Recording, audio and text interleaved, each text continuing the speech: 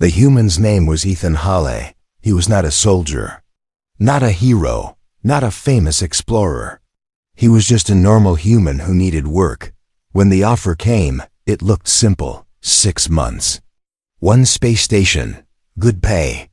No danger. That was all. The station was called Keller 9, floating between 2 quiet star systems. It belonged to an alien alliance known for trade, science, and strict rules. Humans were rare there, but not forbidden. Ethan read the contract twice. It was long, too long. But the words were clear enough. Temporary assignment.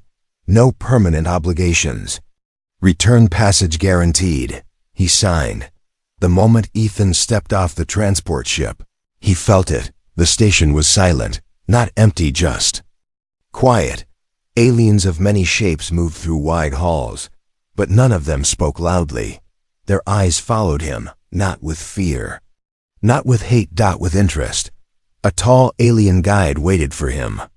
Blue skin, long arms, calm voice. Human Ethan Hawley, the guide said. Welcome. Follow me. They walked through clean metal corridors, past glowing walls and soft white lights. Everything felt controlled, balanced. Too perfect. Ethan told himself to relax. It's just a job. His work was simple. He was hired as a systems advisor. Humans were known for adapting fast, thinking in chaos, and finding problems others missed. The aliens respected that. Ethan reviewed energy flows, station defenses, and emergency plans. Nothing dangerous. Nothing secret. For the first week, everything went smoothly. Then he noticed her. She stood near the observation deck most days, always alone, always watching the stars. She was not like the others. Her skin was pale silver. Her eyes dark and deep, almost human. She wore the simple robes of a civilian, but something about her posture felt tense. She watched Ethan when she thought he wasn't looking. When their eyes met, she looked away. Her name was Solari. They spoke for the first time during a routine check. You are the human, she said. Yes, Ethan replied. You are Solari, right? She paused. Just for a second. Yes. Her voice was calm, but her hands were tight at her sides. You don't like humans? Ethan asked, half joking. No, she said quickly. That is not it. Then what is it? She looked around. The hall was empty. This contract, she said softly. Did you read it carefully? Ethan smiled. Enough to know I'm here for 6 months. Her eyes darkened. 6 months, she repeated. She said nothing else and walked away. That night, Ethan couldn't sleep. On the 8th day, he was called to a formal review. That was strange. Reviews usually happened at the end of a contract. Chamber was large and round. Alien officials sat in a wide circle. Solari stood near the back, silent. An elder alien spoke.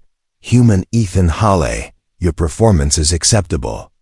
Good to hear, Ethan said. Is something wrong? No, the elder replied. Something is complete. Ethan frowned. Complete? A device was placed on the table between them. It glowed softly. This confirms your status, the elder said. Ethan leaned forward and read the display. His smile faded. Status. Bound partner duration. Pyramid. He laughed once. Short and confused. There's a mistake. The chamber stayed silent. I signed a temporary contract, Ethan said. 6 months. The elder nodded. Yes. Temporary service. Permanent bond. Ethan stood up. That was never explained. Solari finally spoke. It is never explained, she said quietly. Not in words. Ethan looked at her. Bond? What bond? She met his eyes, pain clear on her face. The human mind does not feel it immediately, she said. Ours does. The elder raised a hand. The bond formed during your first systems alignment, he said.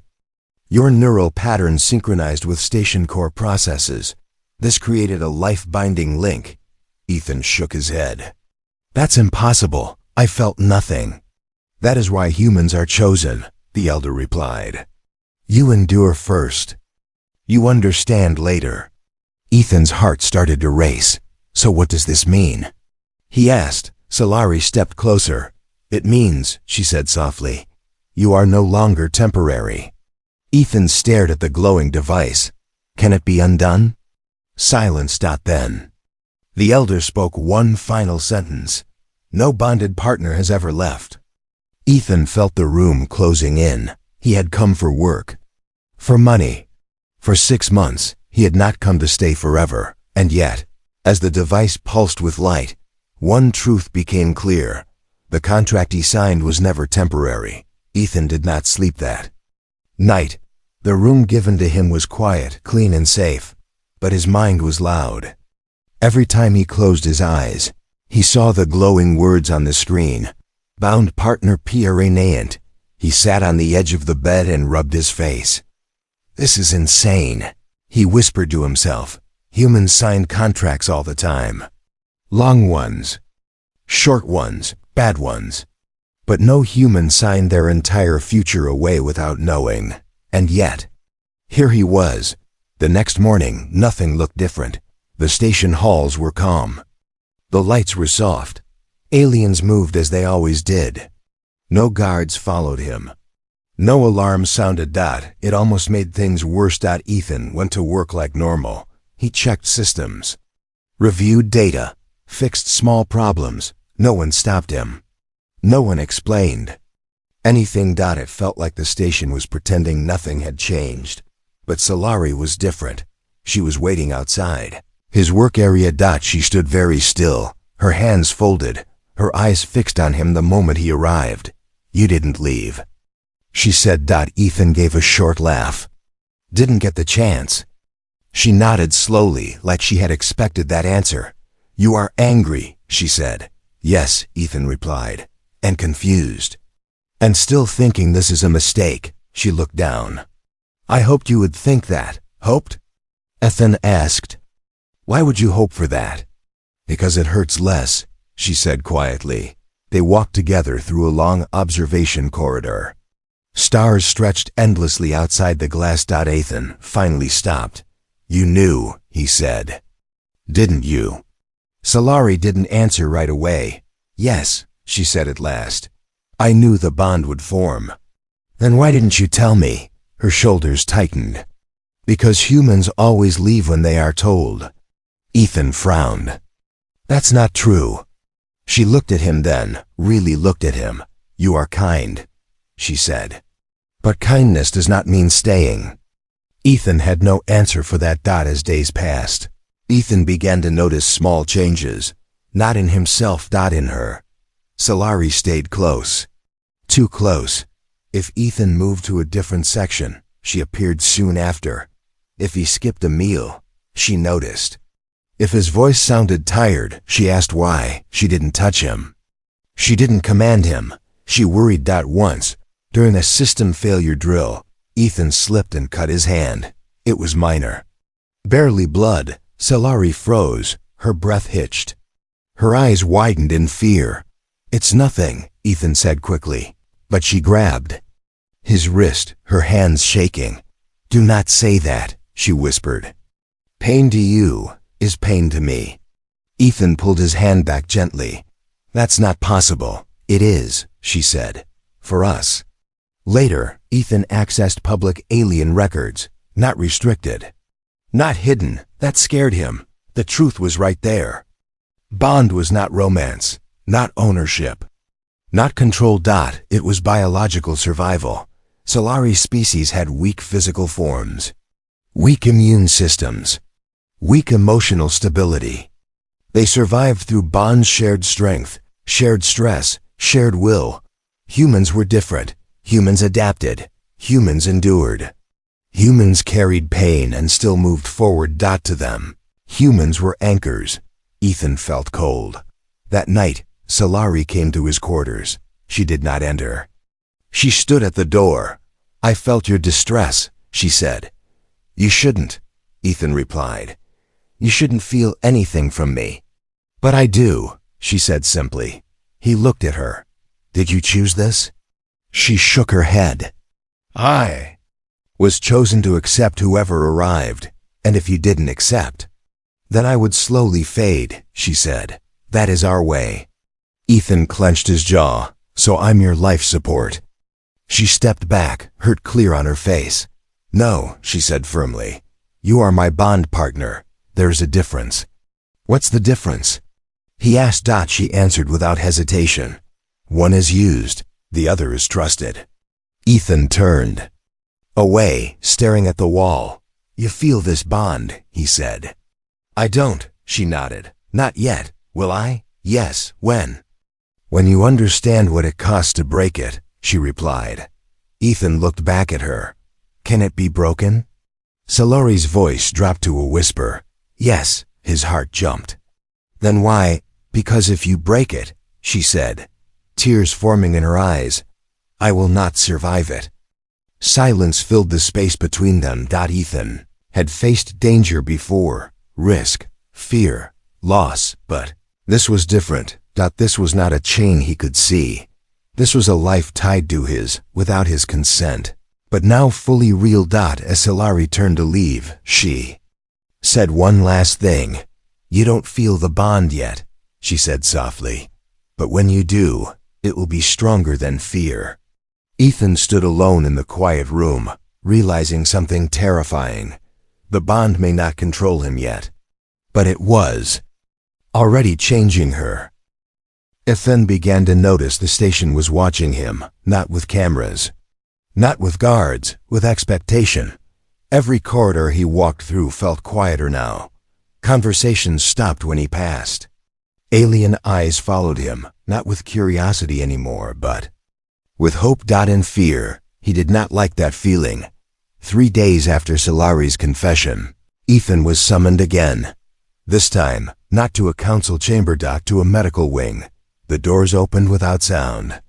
The air inside felt colder, softer, like the room itself was trying not to disturb something fragile. Solari was already there.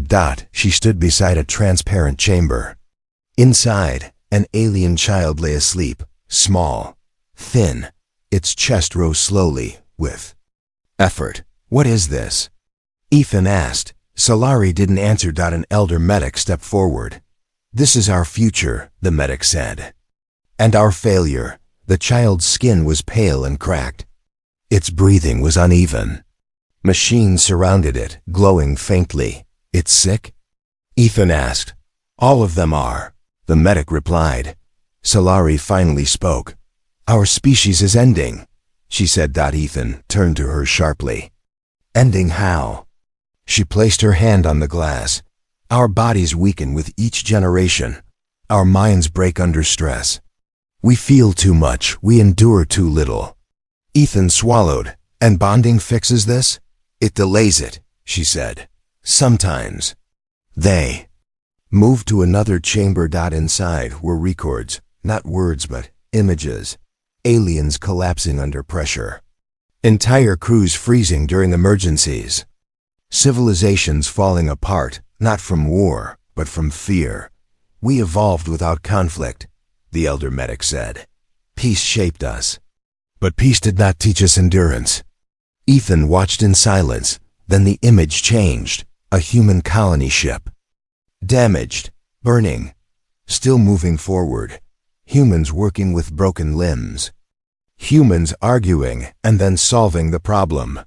Humans afraid and acting anyway. Ethan felt his chest tighten. That's us, he said quietly. Yes, the medic replied. That is why we need you. Solari turned to face Ethan fully. When bonded with humans, our decline slows, she said. Our minds stabilize, our bodies respond. Our children survive longer. How many humans have you bonded with? Ethan asked. She hesitated. Very few, she said. Humans do not accept easily. And the ones who did? He pressed. They changed us, she said. And then they left. Ethan frowned. I was told no bonded partner ever left. The elder medic corrected him. No bonded partner who felt the bond ever left. The words hit harder than Ethan expected. They stopped in front of one last display. It showed a human silhouette connected by light to multiple alien figures. What is that? Ethan asked. The medic lowered their voice. A rare event, they said. A human who fully awakened to the bond. Solari looked away. What happened to him? Ethan asked. He stayed, the medic replied. Not because he was forced, but because he chose responsibility.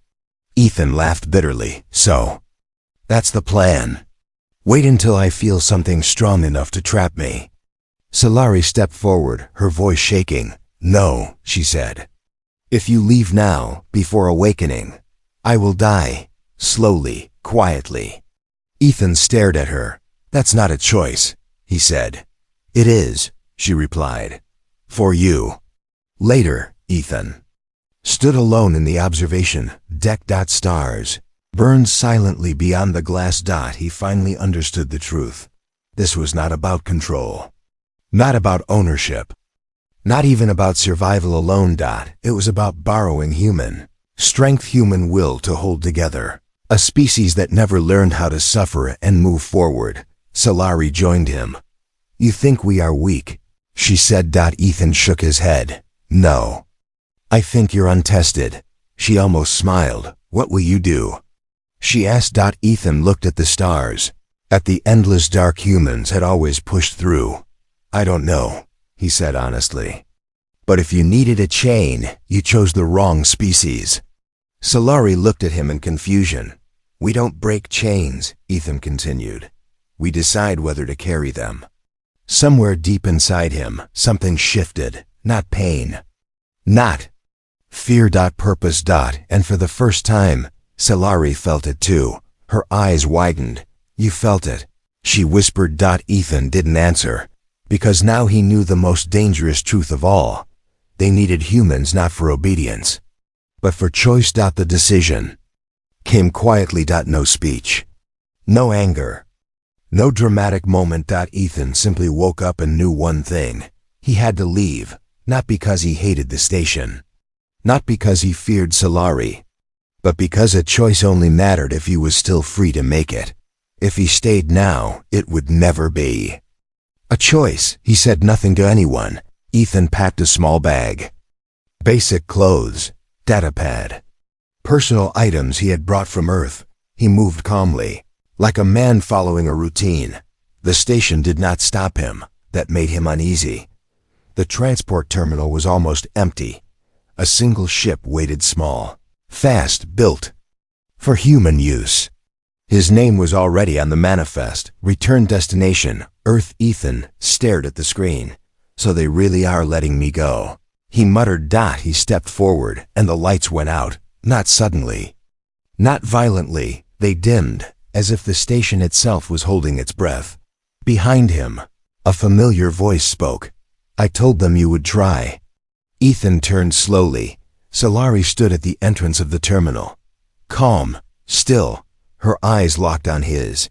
You knew, he said. Yes, she replied. Then why didn't you stop me? She took a step closer.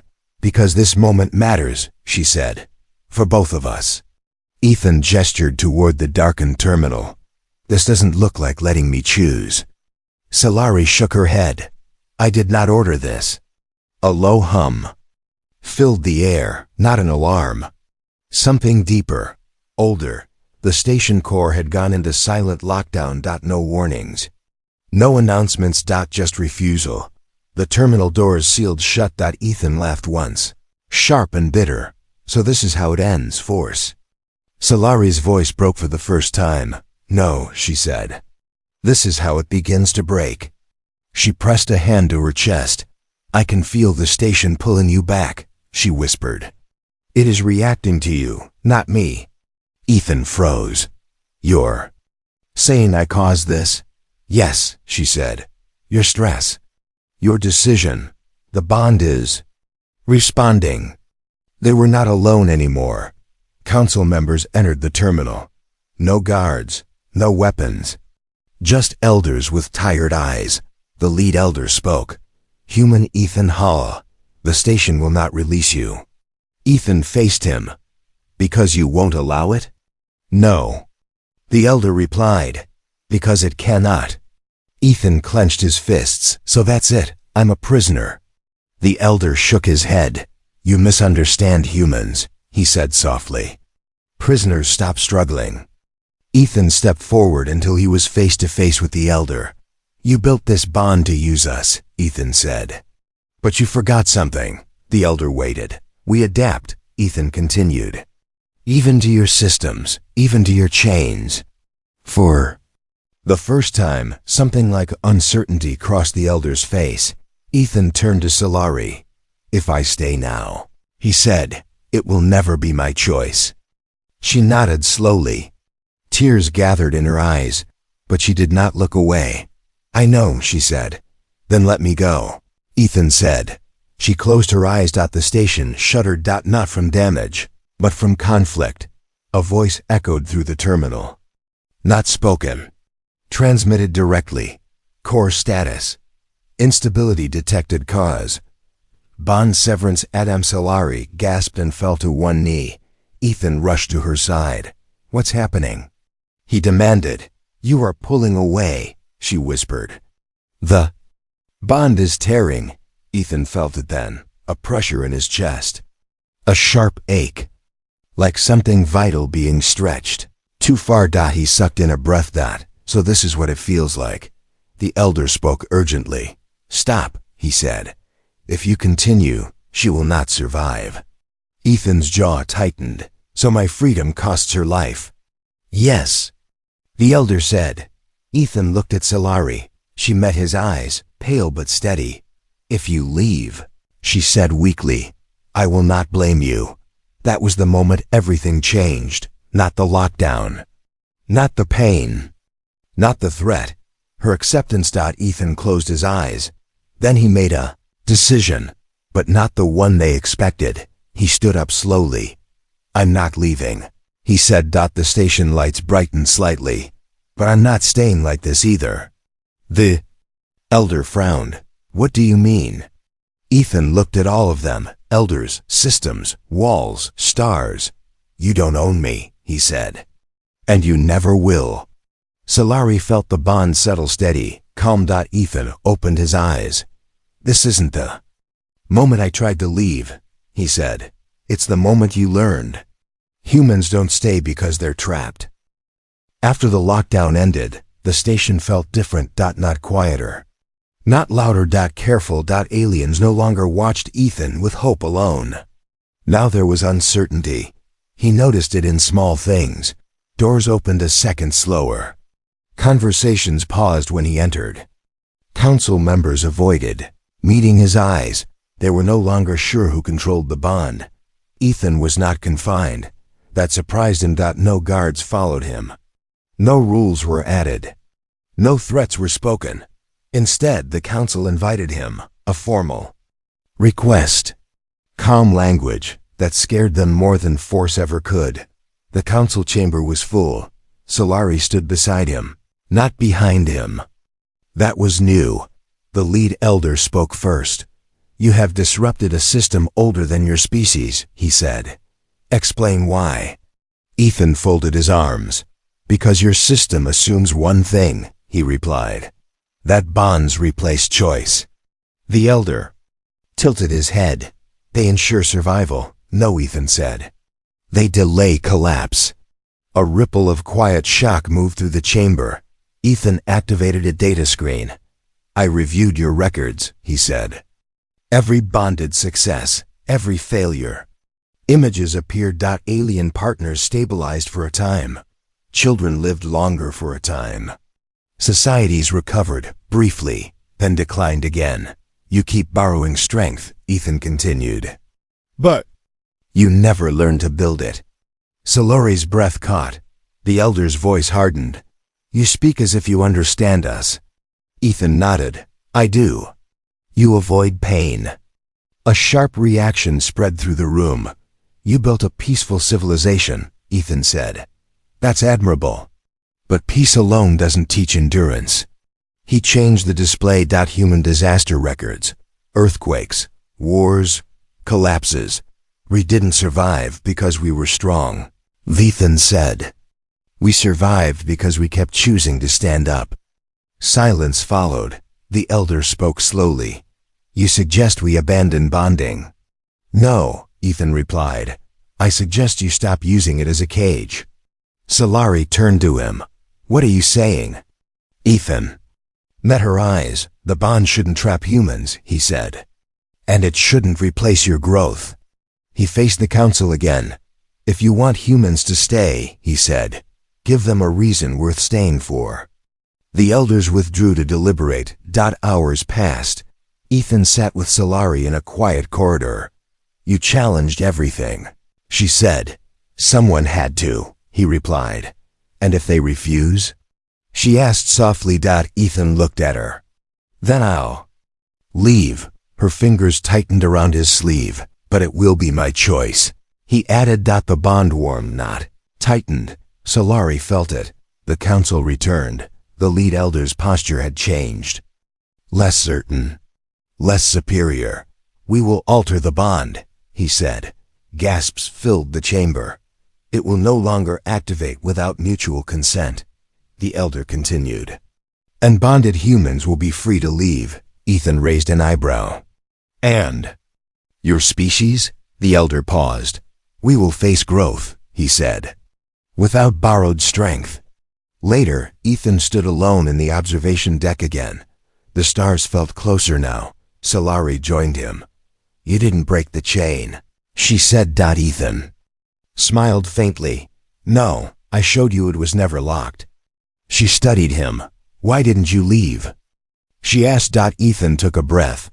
Because staying can mean more than escaping, he said. The bond between them shifted again. Not tighter, clearer. And for the first time, the station recorded something it never had before. Bond status, stable. Voluntary. The bond changed the moment it stopped being forced. Ethan felt it for the first time that morning. Not as pain. Not as pressure. As awareness. He woke before the station lights shifted. His chest felt warm, steady, like a quiet signal that something was near and alive, not inside him, side him. Solari stood at the doorway of his quarters. She did not knock. She did not enter. She waited. That alone told Ethan everything. You feel it now, she said softly. He nodded. I do, he replied. But it doesn't feel like a chain. It never was meant to, she said. Only survival made it one. They walked through the station together. For the first time, no one stared. Aliens moved normally. Voices returned. Life continued. The station no longer felt like it was holding its breath. Solari led Ethan to a quiet chamber near the core. This is where bonds are confirmed, she said. Ethan looked at the room. It was simple. No guards, no machines. Just a faint glow in the floor and walls. And if I walk away? He asked. She answered immediately. Then the bond will fade, she said. Slowly, safely. Ethan studied her face. You'd survive? He asked. Yes, she said. Changed but alive. That mattered more than anything. Ethan stepped into the center of the chamber. The light reacted, rising gently. Solari remained at the edge. You don't have to follow, he said. She smiled, small and honest. I know. She stepped forward anyway. The chamber responded. Not with force. With choice. Images filled the space, not memories forced into his mind, but moments offered. Solari as a child, struggling to breathe under stress. Solari as a student, collapsing during her first crisis test. Solari standing alone when others faded away. Ethan felt her fear, her effort, her hope. Then the images changed. Ethan tired but moving forward. Ethan afraid but choosing action. Ethan standing back up when everything hurt. The chamber quieted. The bond waited. SAELAR. I single quotes as voice trembled. If you choose this, she said, it will shape both of us. Ethan exhaled slowly. All choices do, he said. He looked at her. But this one is ours. He placed his hand over the light. I choose to stay, he said. Not because I'm needed. Not because I'm trapped, but because I want to. The light softened. Solari gasped, not in pain, but relief. The bond settled into something new. Balanced. Shared. She stepped closer, her forehead touching his. Thank you, she whispered. Ethan smiled. Don't thank me yet, he said. I'm still human, she laughed quietly. That's why this works. Later, the council recorded the event, not as a survival procedure, but as a first, bond type, voluntary status, mutual risk. Ethan looked at the record and shook his head. You really don't like unknowns, he said. Solari stood beside him. No, she admitted. But we are learning. That night, Ethan stood at the observation deck. The stars looked the same. He wasn't bound by chains. He wasn't owned. He had stayed. And that made all the difference. Somewhere deep within the station, a new truth spread. Humans were not anchors because they were strong. They were anchors because they chose to be. The message was ready. Return transport.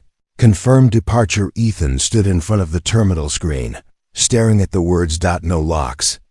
No warnings. No silent lockdown. Just a simple choice. Solari stood a few steps behind him. She did not speak. She did not reach for him. That was the final proof that everything had changed. You can still go, she said gently. Ethan nodded. I know. If you leave now, she continued, the bond will fade fully. I will live. We both will. He turned to look at her. And if I stay? He asked. She met his eyes. Then we walk forward together, she said. Not as survival tools, not as experiments, as partners. Ethan looked back at the screen. Earth waited for him. Gravity, oceans, noise, people who spoke too much and argued about everything. A place where life was hard but familiar. For a moment, he missed it. Then he remembered something else.